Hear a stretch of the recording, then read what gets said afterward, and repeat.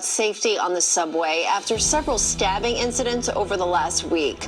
Another rider was just attacked yesterday. CBS. More violence on the city's subways as the MTA struggles to lure riders back. In the span of just 8 hours, there were 3 separate attacks. This is video of just one of the assaults. Community and mourning this afternoon after the latest deadly mass shooting in America. 3 children, 3 adults killed at a private Christian school in Nashville, Tennessee. The shooter killed by police.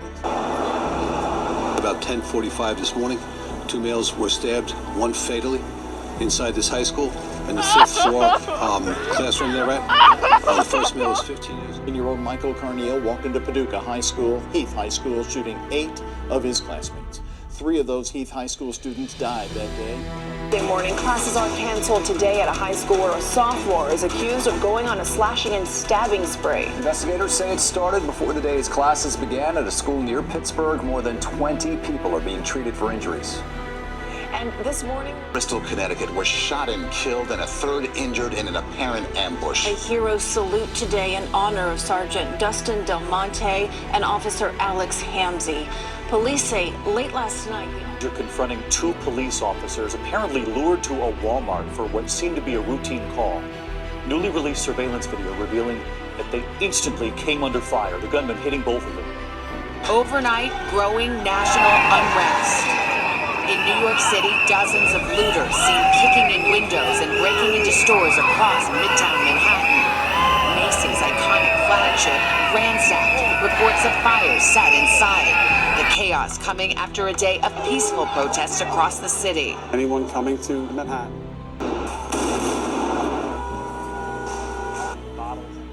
Protests turned destructive in downtown Seattle tonight. Here's what we know as of 10 o'clock.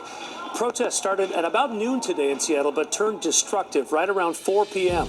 when someone lit a Seattle police cruiser on fire. Since then, we have seen And we begin with breaking news in Ellis County. 3 children found dead and 2 others rushed to a hospital with stab wounds. Sources tell us the suspect and the murder weapon in the vicious killings of 4 college students in Moscow, Idaho. Those who knew and loved them are struggling with a sudden loss. My heart is broken for all 4 of the victims and for their families and close friends. Partial autopsy reports for the 4. Breaking news overnight, a deadly shooting at the largest mall in the country, packed with holiday shoppers. ABC's Justin Finch has more. Overnight, a deadly shooting inside Minnesota's Mall of America. Strip Mall in Concord. KTVU crime reporter Henry Lee just arrived on scene. Henry, what can you tell us? Andre, we're on the 21. Tonight, we now know the names of the 3 students shot and killed in that tragic mass shooting at Michigan State. Right now, 5 other victims remain in the hospital in critical condition. The outpouring of love and support for this. As darkness falls, you can see the moment when one protester realizes something had gone terribly wrong.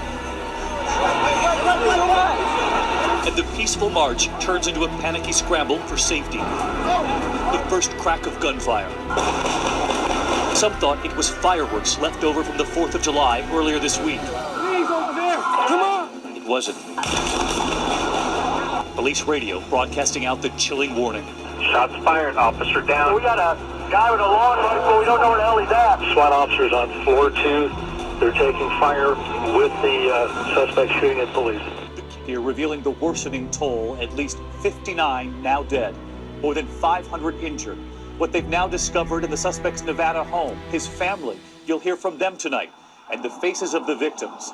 But first, what began to play out shortly after 10 p.m. local time right here in Las Vegas last night.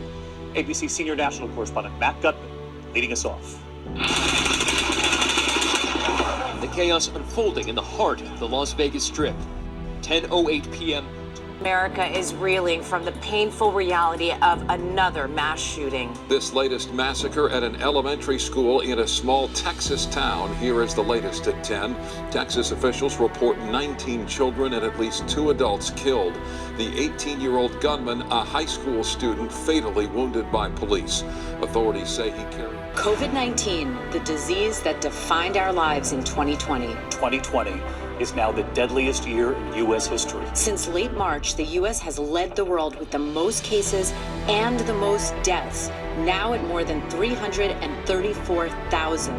what began as a faraway outbreak in China. News, Mayor de Blasio announces he is shutting down New York City's school system, all in an effort to stop the spread of coronavirus.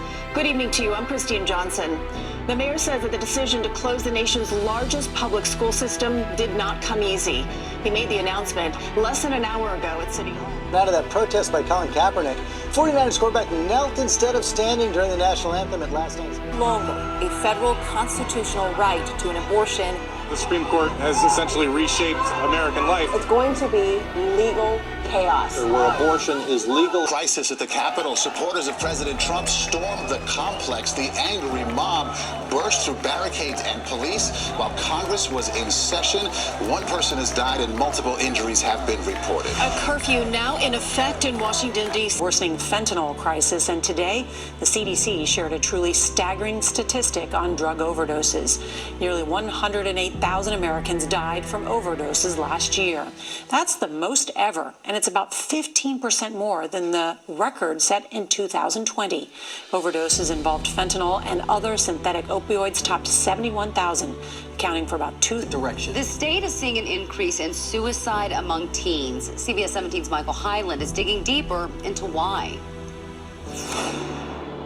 That picture is about a year. Surgeon General has issued a new advisory on a growing youth mental health crisis, warning that depression and anxiety in young people have doubled worldwide during the pandemic. Let's talk about that with emergency physician Dr. Darian Sutton. Dr. Sutton, thanks for joining us again this morning. Break down what we see in this report.